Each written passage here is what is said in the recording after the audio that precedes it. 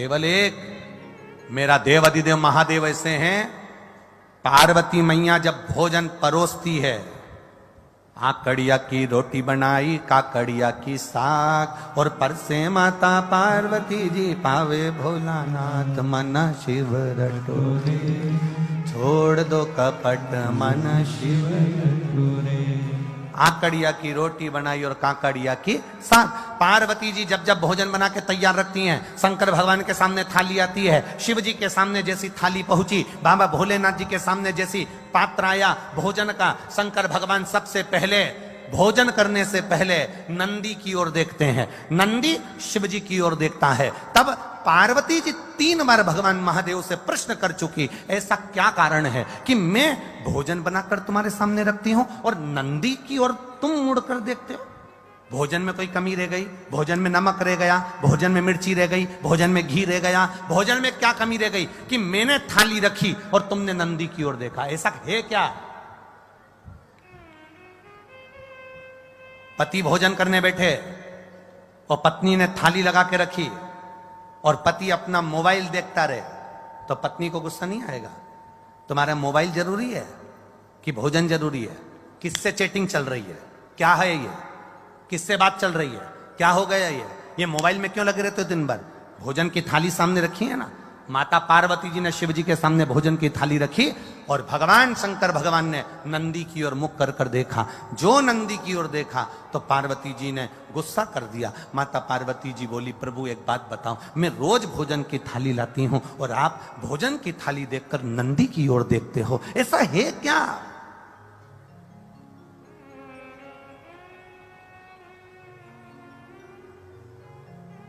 भोजन करते समय आप नंदी की ओर क्यों देखते हो?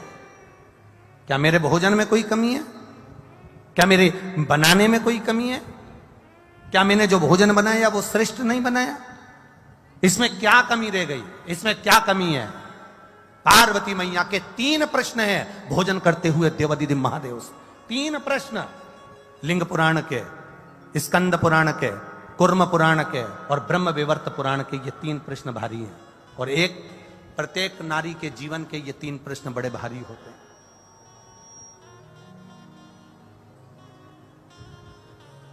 ब्रह्म विवर्त पुराण में भी ये वर्णन किया गया। प्रश्न कर लिया, क्या कारण क्या है? ये नंदी को तुमने देखा क्यों और नंदी ने तुमको देखा क्यों? क्या बात क्या है? शंकर भगवान उस समय पर मौन होकर, मेरा देवाधिदेव महादेव, त्रिकालदर्शी, कालाधिपति, मेरा विश्वनाथ, मुस्कुरा दिया। बस हंसे प्रभु, बोले कुछ नहीं। जब कोई प्रश्न बड़ा भारी होता है ना और कुछ अच्छा ही होता है ना, तो मुस्कुराया जाता है। कभी कभी पति भी मोबाइल चलाते चलाते, भले वो बेचारा किसी से चैटिंग नहीं कर रहा, पर पत्नी ने कहते तुम रोज लगे रहते हो चैटिंग में, किससे बात कर रहे हो? वो मुस्कुरा देता। वो मुस्कुराया, बस पत्नी समझ गई जरूर कोई बात है। सही बता दो मुझको, क्या बात है? जल्दी बताओ मेरे को, किससे चैटिंग चल रही थी? लाओ दो मेरे मोबाइल मेरे को हाथ में। पति ने अपना मोबाइल भी दे दिया, ले, और किससे बात चल रही थी वो भी दिखा दिया। तो वो तो केवल व्हाट्सएप खोल के मैसेज देख रहा था, तो तुम मुस्कुरा क्यों रहे हो? कारण क्या? अरे आकड़िया की रोटी बनाई, काकड़िया की साग, और परसे माता पार्वती जी, और पावे भोलानाथ, मन शिव रटोरे, और छोड़ दो कपट मन शिव रटोरे। पार्वती जी ने पूछ लिया, आखिर बात क्या है? क्या हुआ? क्या ऐसा कारण क्या? शिव जी नहीं बोले।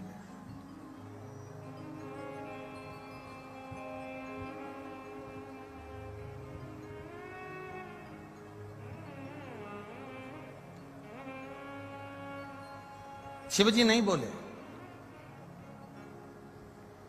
थोड़ी देर बाद मां जगत जननी जल का पात्र लेकर आई।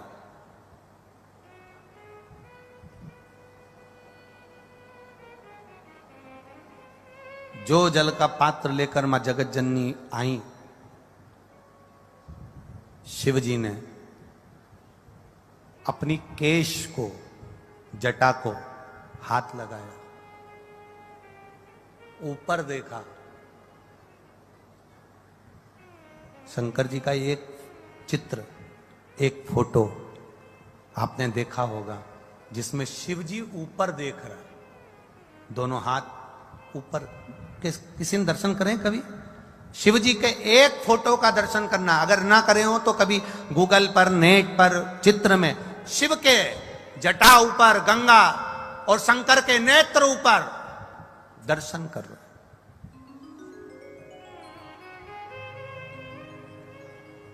पार्वती जी ने फिर प्रश्न कर लिया, मेरे एक प्रश्न का उत्तर नहीं दिया आपने। मेरा दूसरा प्रश्न है, मैं आपके लिए जल लेकर आई तो आपको ऊपर देखने की क्या जरूरत थी?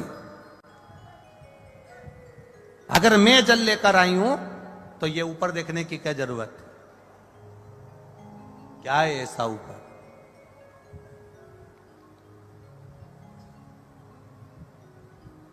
ऐसा है क्या? शिव जी ने कोई उत्तर नहीं दिया। कभी कभी उत्तर ना दिया जाए तो ही अच्छा है। जब प्रश्न की ललकता व्यक्ति के अंदर आ जाती है तो उत्तर पाने की चाह उसके अंदर बढ़ जाती है। उत्तर पाने की चाह उसके अंदर बढ़ जाती है। दो प्रश्न खड़े हो गए। पहला प्रश्न क्या है कि भोजन की थाली लगते ही नंदी को तुमने क्यों देखा और नंदी ने आपको क्यों देखा? दूसरा प्रश्न क्या है, भोजन के लिए जब मैं जल भर कर लाई हूं आपके पीने के लिए तो आपने ऊपर क्यों देखा, किस लिए देखा? और महाराज तीसरा प्रश्न, जब भोलेनाथ भोजन की थाली पे से उठ गए, जल पान कर कर उठ गए, जब मेरे शंकर भगवान जल पीकर भोजन की थाली पर से उठकर जब चले और बाहर जाकर केवल खड़े होकर मेरे भोलेनाथ ने कुछ देर नेत्र बंद करे, तब फिर माता पार्वती ने प्रश्न कर लिया कि मेरे नाथ, अब ये तीसरा प्रश्न है आपके चरणों में कि आपने बाहर जाकर नेत्र बंद कर कर क्यों खड़े हो गए? कारण क्या है? कारण क्यों? कि शंभु शरणे पड़ी मांगू घड़ी घड़ी दुख काटो दया करी ने दर्शन आपको। तीन प्रश्न है और तीनों प्रश्न बड़े भारी हैं। तीन प्रश्न और तीनों प्रश्न बड़े भारी। शिव जी शयन में विश्राम करने के लिए मेरे भोलेनाथ जी बैठे थे, लेट रहे थे, तभी उसी समय पार्वती मैया आ गई। शिव जी के चरण के नीचे के तलवे को मेरी माता पार्वती जी ने हाथ लगाया, शंकर भगवान के पांव के तलवे में। बहुत बहुत ध्यान देना।